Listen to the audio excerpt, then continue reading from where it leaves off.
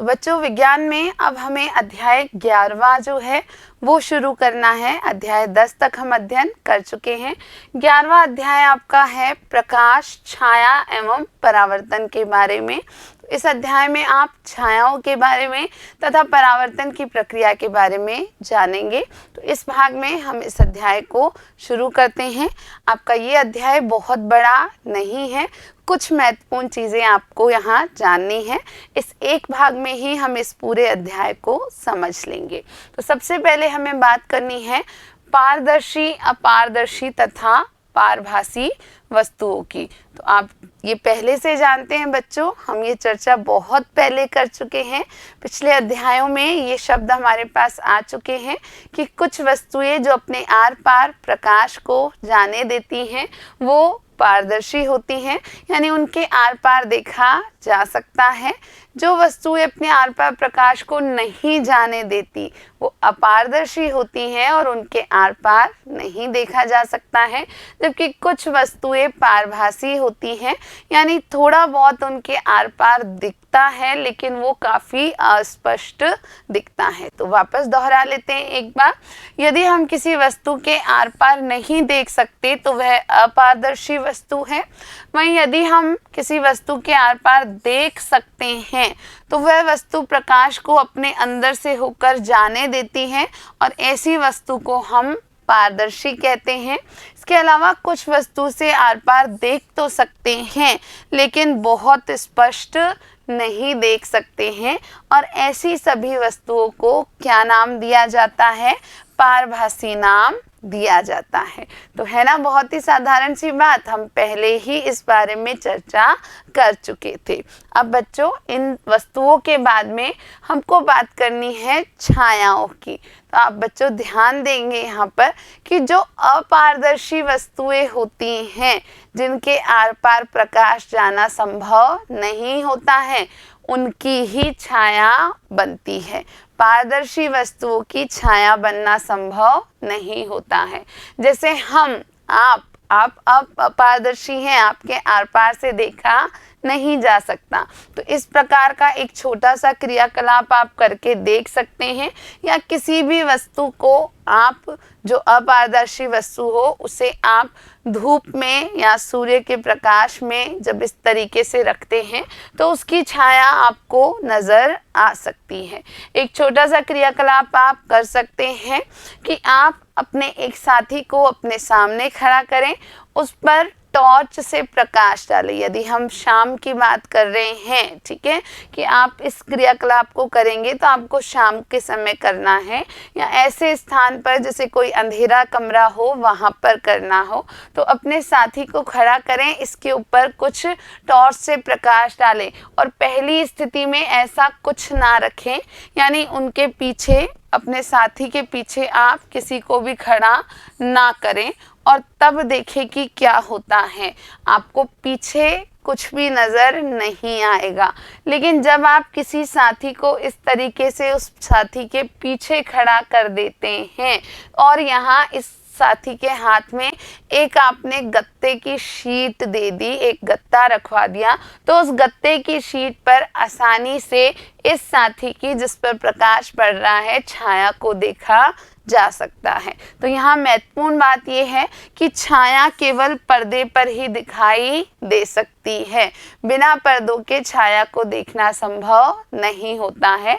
वास्तव में जमीन, कमरे की दीवार, इमारतें या इस प्रकार की कोई भी सतहें हमारे दैनिक जीवन में दिखाई देने वाली अनेक छायाओं के लिए पर्दे की तरह ही कार्य करती हैं। तो आप अपनी छाया को अक्सर जमीन पर देख सकते हैं, किसी कमरे की दीवार पर विशेष परिस्थिति में आपको किसी वस्तु की छाया या स्वयं की छाया दिख सकती है। इसी प्रकार किसी इमारत पर या कोई भी सतह छाया के लिए एक पर्दे का कार्य करती है। महत्वपूर्ण ये जानना है कि छायाएं अपारदर्शी वस्तुओं की बनती हैं और छाया बनने के लिए किसी न किसी रूप में एक पर्दे का होना आवश्यक होता है। आगे चलते हैं बच्चों। दर्पण तथा परावर्तन की बात करते हैं तो आप सभी घर पर दर्पण का प्रयोग करते हैं। आप अपना चेहरा दर्पण में देखते हैं जब आपने बाल बनाते हैं, जब आप विद्यालय के लिए तैयार होते हैं और कई बार आप कहीं बाहर घूमने जाते हैं तो आप दर्पण में अक्सर अपने आप को देखते हैं। आपके परिवार के अन्य लोग भी ऐसा करते ही हैं। तो दर्पण में जो आप देखते हैं वह दर्पण में आपके चेहरे का परावर्तन है। वास्तव में दर्पण में जो आपको नजर आता है उसे परावर्तन कहा जाता है।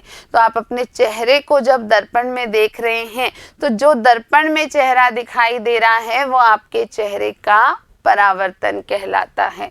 हम दर्पण के सामने रखी हुई वस्तुओं का परावर्तन भी दर्पण में देखते हैं। यदि दर्पण का आकार काफ़ी बड़ा है और उस दर्पण के सामने की ओर कुछ वस्तुएं रखी हुई हैं तो आप आसानी से उन वस्तुओं का परावर्तन भी दर्पण में देख सकते हैं। कभी कभी हम झील या तालाब के पानी में पेड़ों, इमारतों तथा अन्य वस्तुओं का परावर्तन भी देख सकते हैं। आपने अपने आसपास यदि कोई तालाब हो, झील हो या कोई बहुत बड़ा सा पानी का स्रोत हो, वहाँ पर ऐसा अक्सर देखा होगा कि उस तालाब के पास जो भी पेड़ पौधे हैं उनका परावर्तन आपको उस तालाब के पानी में दिखाई देता है। इसके बाद बच्चों आगे हमको एक छोटे से प्रयोग की चर्चा करनी है। आपको करना ये है कि एक साथी को कांच देना है, दर्पण देना है। ठीक है, दर्पण हाथ में देना है, आपको एक टॉर्च हाथ में लेनी है और आपको करना ये है कि इस टॉर्च का प्रकाश दर्पण पर डालना है और ऐसा करने के दौरान आपको एक साथी को बिल्कुल एक दूसरी साइड में खड़ा करना है ताकि आप इसको सेट कर पाएँ, इसे सही से व्यवस्थित कर पाएँ कि जो प्रकाश आप इस दर्पण पे डालते हैं वास्तव में इस प्रकाश का परावर्तन आपके साथी के ऊपर हो पाता है। तो इस क्रियाकलाप से आपको ये पता चलता है कि दर्पण अपने ऊपर पड़ने वाले प्रकाश की दिशा को बदल देता है। तो यहाँ से आपने प्रकाश डाला और दर्पण होने के कारण ये प्रकाश यहाँ से सीधा इधर परावर्तित होकर चला गया। इससे यह भी पता चलता है कि प्रकाश सरल रेखा के अनुदिश गमन करता हुआ दर्पण से परावर्तित हो जाता है। ये एक सरल रेखा में प्रकाश जा रहा है, यहाँ दर्पण पर पड़ा और यहाँ से परावर्तित होकर पुनः एक सरल रेखा में यह आपके साथी पर पड़ता हुआ दिखाई दे रहा है। तो आपका ये अध्याय बहुत ही छोटा सा अध्याय है।